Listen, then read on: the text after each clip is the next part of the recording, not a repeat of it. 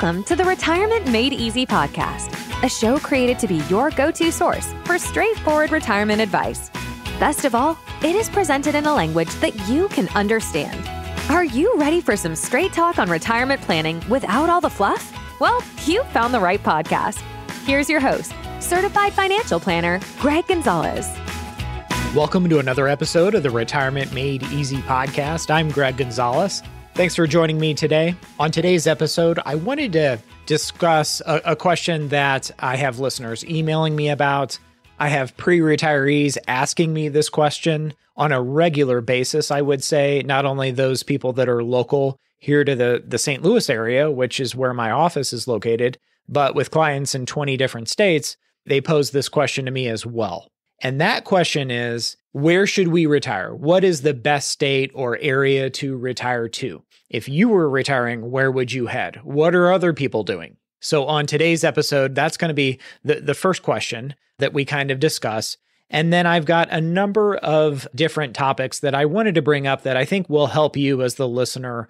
And these are different topics or subject matters when it comes to retirement planning that people just don't understand. And I have these conversations on a regular basis, literally a daily basis with people, and I just find that people don't understand them. So I thought in this episode, the second half of this episode, I would go through each topic and explain what people don't understand, where they're getting things wrong when it comes to these different aspects of retirement planning. And hopefully that will help the overall listeners have a better understanding.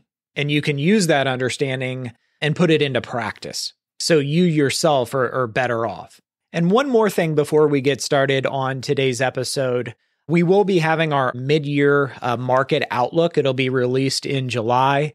And if that's something you're interested in, we can send that to you at no charge. Just go to my website, retirementmadeeasypodcast.com. That's where you can download all of our resources. At the very bottom of the page, it'll say, send us a message or send Greg a message. You can just submit a message that says, hey, this is my email address. I'm interested in the mid-year outlook, and we'll certainly send that to you. We'll just email it back to you. We're not going to spam you or anything like that. So again, retirementmadeeasypodcast.com. That's where people contact me if they're interested in a retirement planning session. If you're looking to partner with a financial advisor, that's how you can get a hold of me. retirementmadeeasypodcast.com.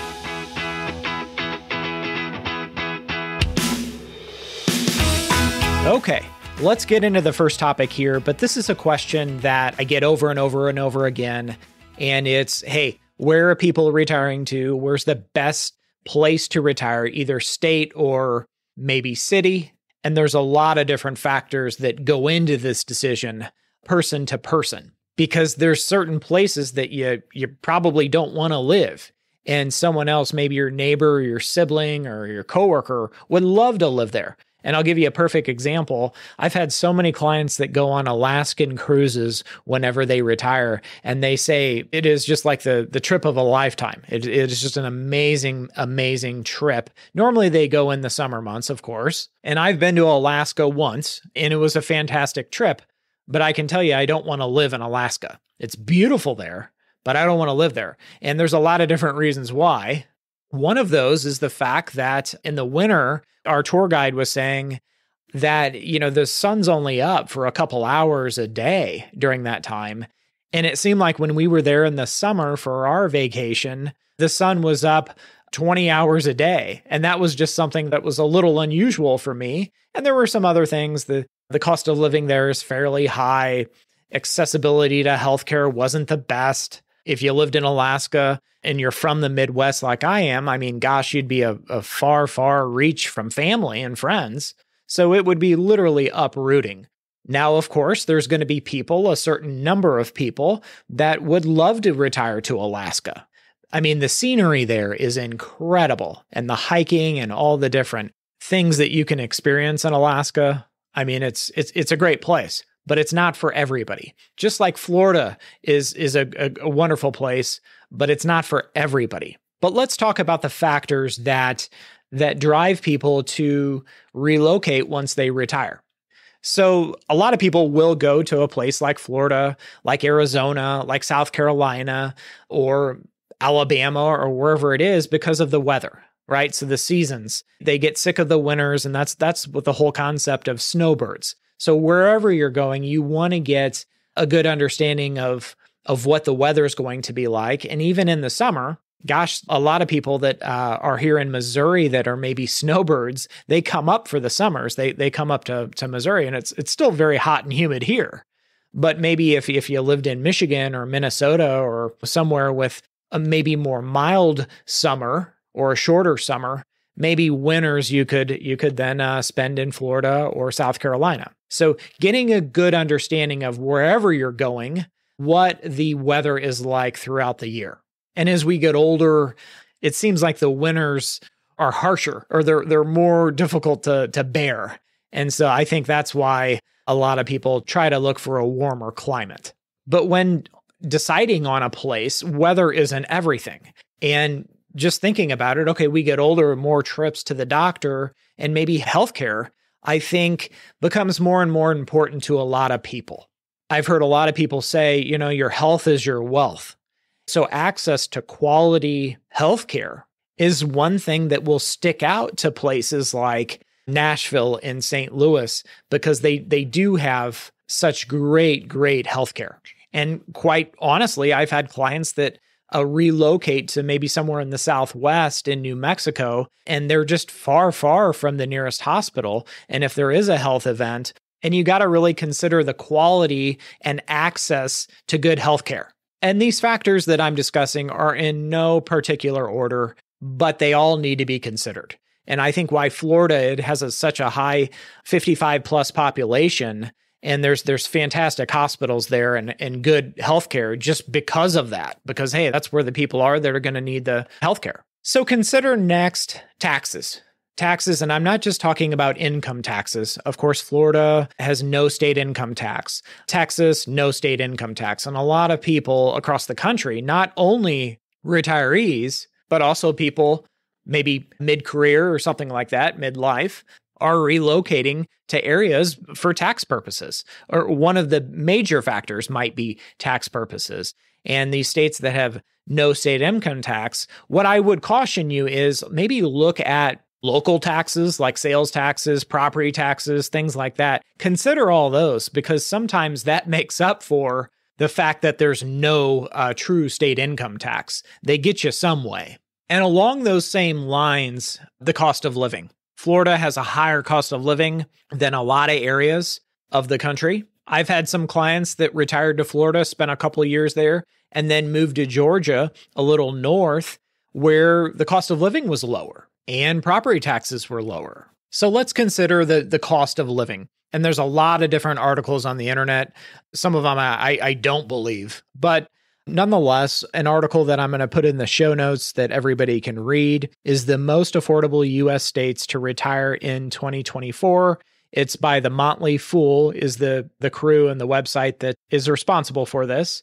And if you're curious, as far as the states that are the lowest cost of living, number 1, Mississippi, number 2, Oklahoma, number 3, Kansas, number 4, Alabama, number 5, West Virginia, number 6, Georgia, number 7, Missouri. That's where I am recording this podcast. Number 8, Iowa, number 9 is Arkansas, and number 10 is Tennessee. And I listened actually to another podcast, and I don't know where they were getting their figures from, but they stated that the top 5 lowest cost of living states were in this order. Number 1, the lowest is Alabama. Number 2, Oklahoma. Number 3, Indiana. Number 4, Mississippi. Number 5, Iowa. So again, depending on the study, the article, you might see different results. And just because I was curious, going to the other end of the spectrum, there's 50 states in this country, in this great country. What are the top 5 most expensive states?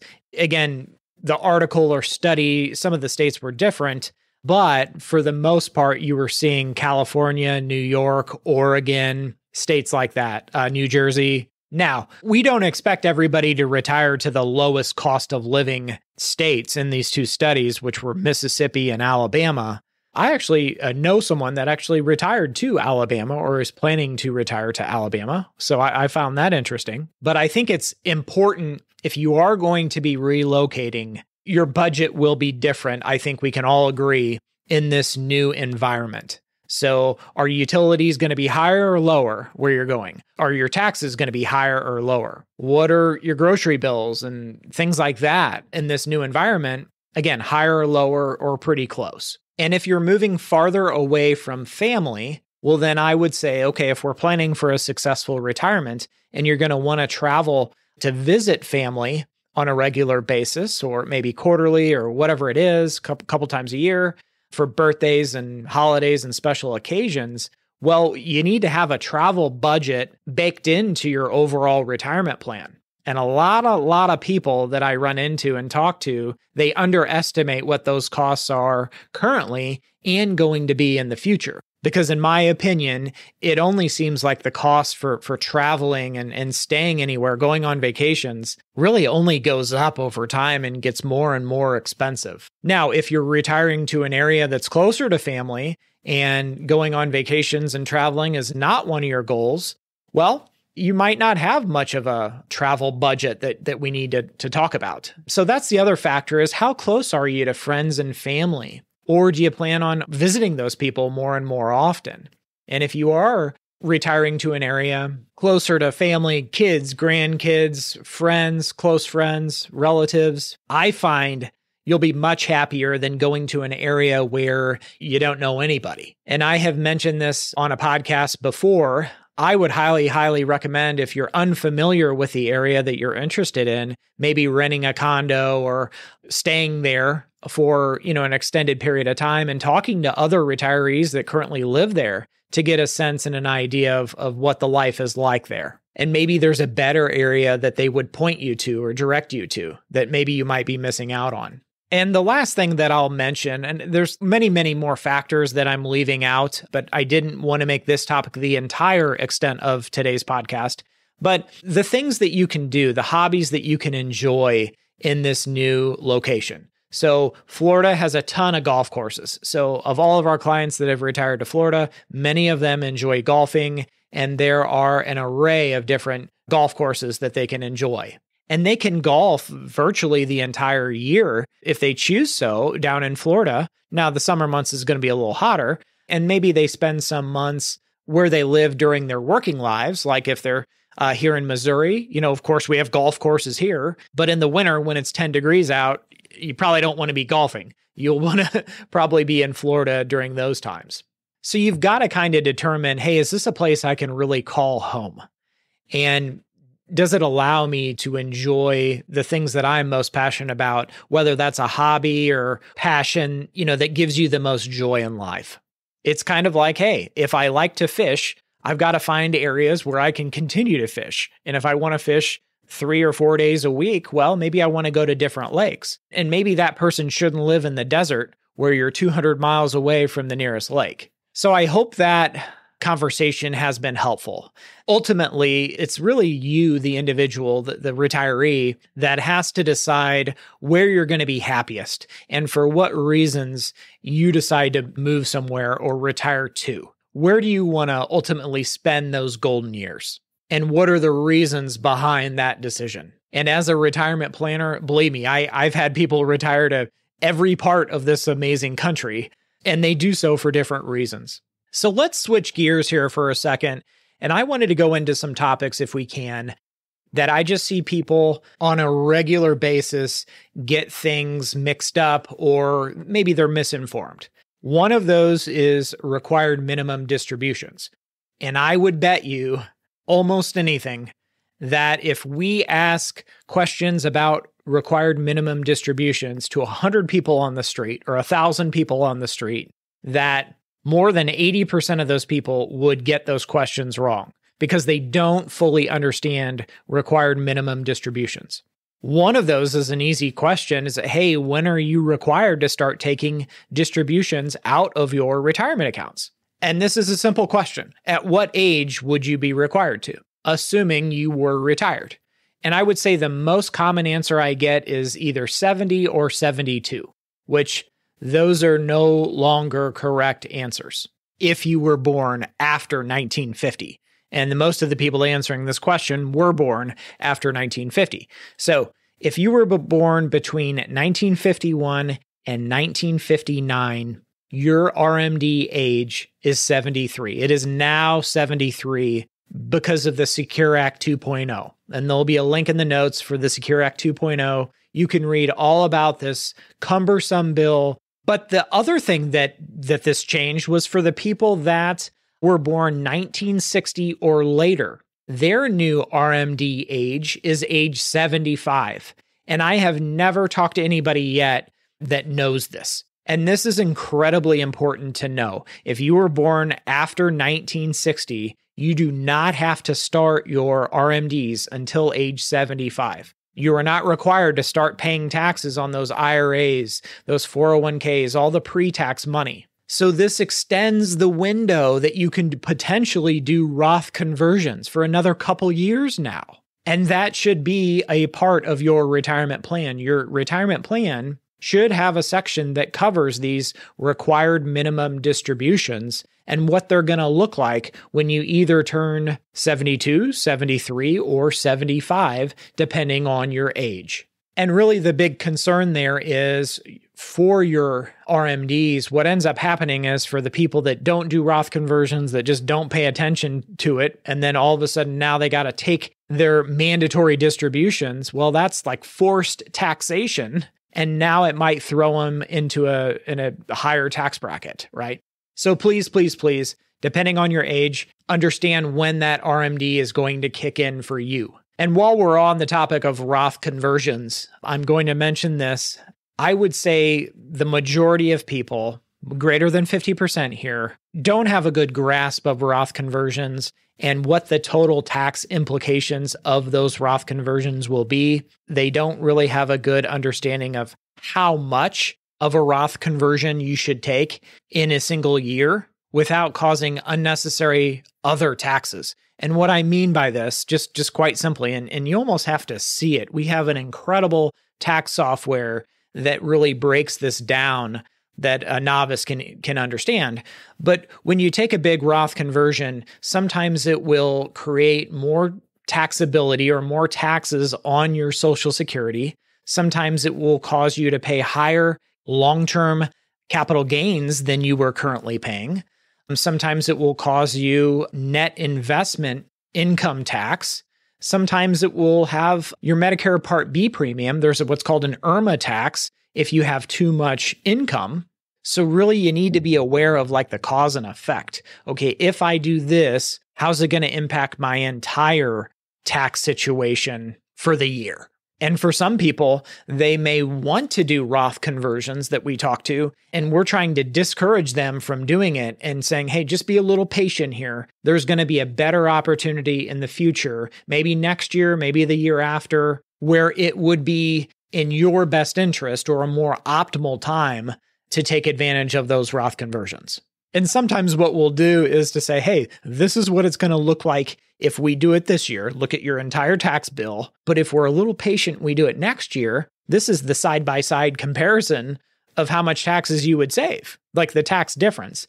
And sometimes seeing is believing, and then people can make an informed decision that way. So if you're able to have your financial planner run those two scenarios, you'll be able to see the big difference. So Roth conversions do not make sense for everyone. And really to be most effective, it's got to be a measured approach. And then this last topic that really kind of surprises me is the amount of people that maybe have a 401k, a 403b, some type of employer-sponsored retirement plan. And I'll ask people, how is that money invested? How do you have that money invested? And they'll say something like, well, they've got it invested for me based on my age or my risk. They are managing it for me. And I want to just take a minute and give you my opinion. Imagine you, and if you're married, you and your spouse own a company. And your company is called the John and Jane Doe Retirement Company. You are the owners. You get to make all the decisions. Now, you can hire people like a chief financial officer, and maybe that's your financial planner to help you make those decisions. but you are responsible for all the decisions that come with your retirement. One of those is your 401k. How that money is managed, you are in the driver's seat. There is no company, whether it's Vanguard or Fidelity or whatever your 401k provider is, they are not responsible. And believe me, in your plan summary document, that's your 401k paperwork, it even says, their attorneys say, hey, we are not responsible. You are in the driver's seat. You are responsible for the success, the growth, the future of your 401k. If you want help, we can give you kind of cookie cutter guidance, not specific guidance to your situation. You should hire a financial planner if you don't want to make those decisions on your own. So you've got to take charge. You have to take responsibility and say, hey, it's up to me. My future success is up to me. If my retirement savings are in a 401k or 403b, I've got to get a good understanding of how my money is working for me and the risk that I am taking with those funds. And I have just had so many different conversations with, it's out of my hands. People say it's the 401k company. They're managing it for me. No, that's just not how it works. Now, a pension, if you have a pension through your employer, you don't get to determine how those funds are invested. You have absolutely no say. And that's one of the main reasons, in my opinion, why 401ks were developed these decades and decades ago, was to give people more control and more responsibility when it comes to their retirement. So monitoring your 401k, making any changes as your life goes on, your needs or goals change, those are all your responsibility. And if you have a financial planner or financial advisor and they're not helping you with that, and you say, well, I've asked them about it and they don't seem to care. I would just ask you politely, find someone who does care. Find someone who will take the time to walk you through that and spend the necessary time to make any changes and make sure you're optimizing that 401k. Because these employer-sponsored plans, 401ks, 403bs are great wealth building tools, especially if they have a great match or a decent match. But ultimately, it is really up to you to make sure that 401k is working the way it should be for your benefit. And I ran out of time this week, so I apologize, but I hope this conversation today on the Retirement Made Easy podcast has been helpful. If you have questions, visit my website, retirementmadeeasypodcast.com. If you want to speak to a retirement planner like myself about your retirement, there's a section at the bottom that says Ask Greg a Question. Go ahead and submit there and we'll get back with you. I'll see you next time, and remember, always dream big.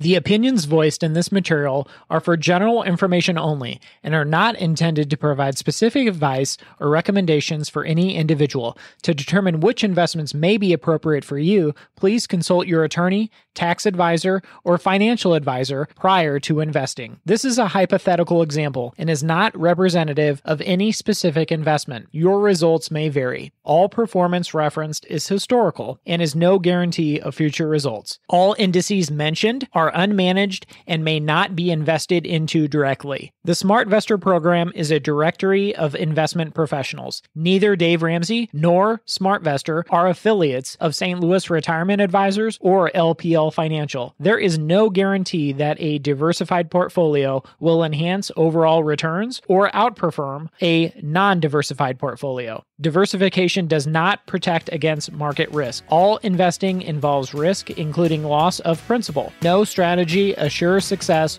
or protects against loss. Securities and advisory services offered through LPL Financial, a registered investment advisor, member FINRA, SIPC.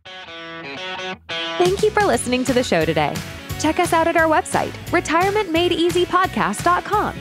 And if you want some help from Greg, submit your questions at the bottom of the page or sign up for a 30-minute retirement coaching session with Greg. We'll see you next week.